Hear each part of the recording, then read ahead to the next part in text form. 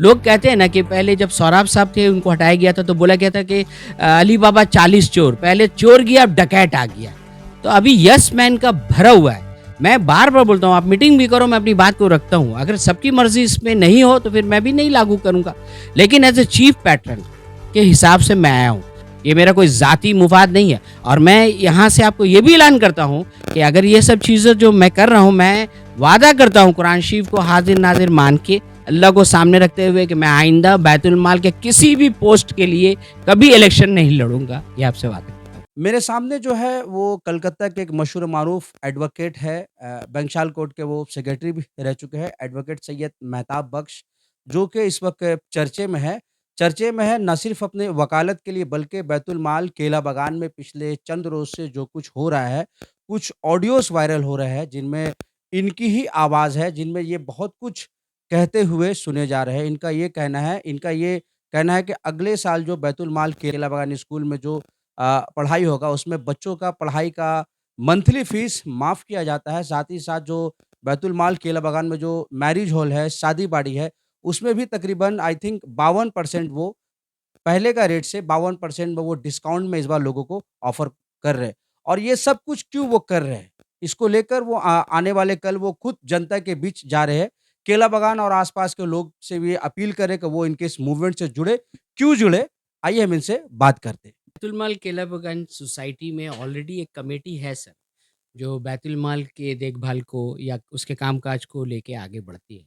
लेकिन कुछ दिनों से मैंने ये महसूस किया है कि उसके जो सही काम होने चाहिए ना, उसमें हिंड्रेंस आ रहा है।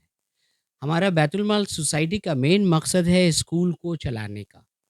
उस पे आज लगभग 55 लाख से ज़्यादा का रकम बाकी है प्रोविडेंट फंड के नाम से, प्रोफ़ेशनल टैक्स के नाम से, टैक्सेस के नाम से, आईटी के नाम से और जो ईएसआई के नाम से वो एप्रॉक्स 55 लाख रुपीज़ होता है। हमारा बैतुल माल स्कूल जो है हर 2 साल में हम लोग उसको रिन्यूअल कराते हैं। हमारी कोशिश है कि इस साल हम लोग 14/11/2024 को मैंने एक एप्लीकेशन दिया था कि हमारा school government of West Bengal के बोर्ड से जो एफिलेटेड है इसको परमानेंट किया जाए। आप रिन्यूअल क्यों करते हैं?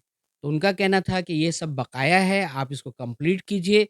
मैं आपसे वादा करता हूँ कि दिसंबर में मैं आपको परमानेंट एफ़िलिएशन का सर्टिफ़िकेट दूँगा और ये पैसा हमारे बैतुल माल में नहीं है, जबकि बैतुल माल का करोड़स का कलेक्शन है बाय वे ऑफ फ़ीस, शादी-बाड़ी से, तो ये सब पैसे कहाँ जा रहे हैं?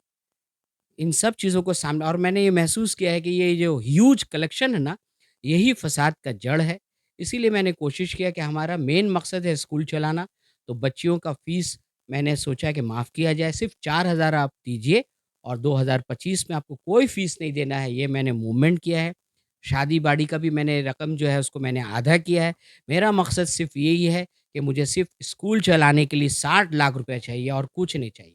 क्योंकि एक्सेस पैसा जो आ रहा है वो गबन हो रहा है या इधर-उधर जा रहा है, उसको रोका जाए। मैं अपने मेंबरों से या मोहल्ला से सिर्फ़ यही गुज़ारिश करता हूँ कि सिर्फ़ 1 साल के लिए मैं नहीं बोलता कमेटी तोड़ दीजिए, प्रेसिडेंट को हटा दीजिए, जो जैसे वैसे ही रहे, सिर्फ़ 1 साल के लिए एज़ अ चीफ पैट्रन मेरी निगरानी में ये अदारा को चलने का दिया जाए और मुझसे हर महीना आप हिसाब लीजिए। मैं वादा करता हूँ 1 साल के बाद में एक फ्रेश इलेक्शन होगा और उसका फ़ैसला गार्जियन करेंगे। इस यही एक मेरा मूवमेंट है ताकि ये तमाम गबन, ये जो 2 नंबरी हो रहा है, ये सब बंद किया जाए और मेरे पे भरोसा कीजिए। अगर आपको लगता है कि नहीं मैं भी एलिजिबल नहीं हूँ, तो आप लोग आइए, मैं आपके हवाले करना चाहता हूँ और आप इसका जो बेहतर फ़ैसला वो आप लें।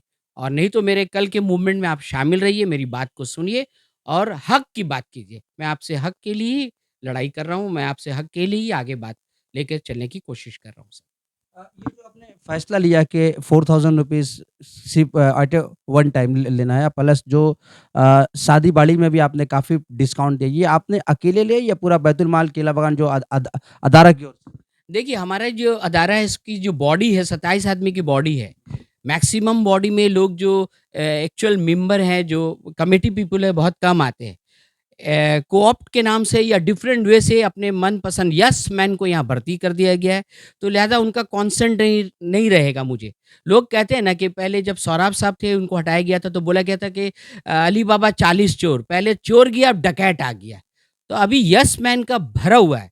मैं बार-बार बोलता हूँ, आप मीटिंग भी करो, मैं अपनी बात को रखता हूँ। अगर सबकी मर्ज़ी इसमें नहीं हो, तो फिर मैं भी नहीं लागू करूँगा।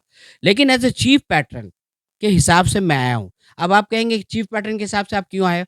हमारा कानून बोलता है, हमारा रूल्स बुक है बैतुल माल केला बागान का कि अगर किसी भी मेंबर के खिलाफ में क्रिमिनल ट्रायल अगर होता है, तो उसकी मेंबरशिप नहीं रहेगी।